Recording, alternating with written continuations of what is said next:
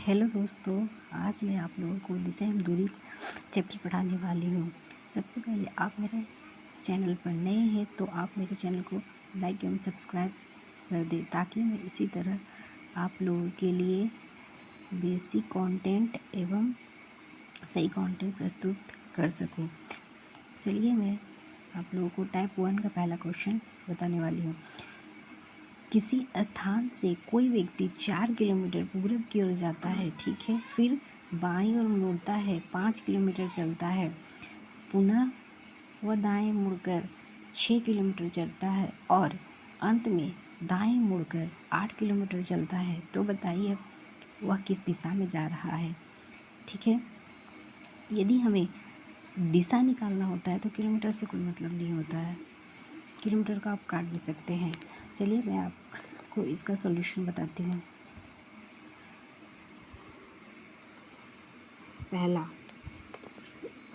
बोला है पहले कि वो पूरब की ओर जाता है, उसके बाद बाएं मुड़ता है। ठीक है, हमने पूरब चला दिया, उसके बाद बाएं मुड़ा दिया।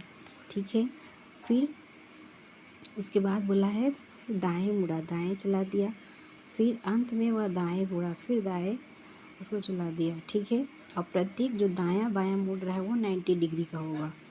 पूरब से अगर वह एक बाएं जाता है फिर पुनः दाएं जाता है तो एक बाएं या एक बाएं और एक दाएं वो चलता है तो पुनः अपने स्थान पर पहुंच जाता है, यानी पूरब पहुंचा। ठीक है, अब पूरब से हमें एक दायां चलना है तो पूरब से एक दायां चलेंगे तो हम दक्षिण पहुंचेंगे। तो यही वह पूछ रहा है कि तो अब बताइए वह किस दिशा में जा रहा है, तो वह दक्षिण में जा रही है। यही हमारा आंसर हो गया। ठीक है, चलिए अब सेकंड क्वेश्चन में आती हूँ।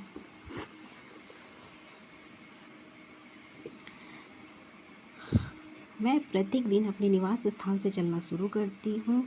ठीक है, पहले 3 किलोमीटर पूरब की ओर चलता हूँ, फिर बाएं घूमकर 1 किलोमीटर चलते हैं, पुनः दाएं मुड़कर 2 किलोमीटर चलता है, अंत में वो बाएं मुड़कर 1.5 किलोमीटर हाफ किलोमीटर चलता है, चलकर आदर्श कोचिंग संस्थान पहुँचा। तो बताइए अंतिम चरण में मुझे किस दिशा में जाना पड़ता है।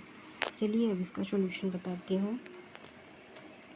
पहले वो बाएं गया, फिर दाएं मुड़ा, फिर दाएं मुड़ा, फिर बाएं मुड़ा। तो आप दाएं और बाएं को काट सकते हैं कि वो एक दाएं और एक बाएं चलेगा तो वो अपने स्थान पर पहुंचेगा। तो उसके बाद बाएं बचा, तो एक बाएं से चलते हो तो फिर उत्तर की ओर पहुंचते हो। तो ये हमारा आंसर हो गया।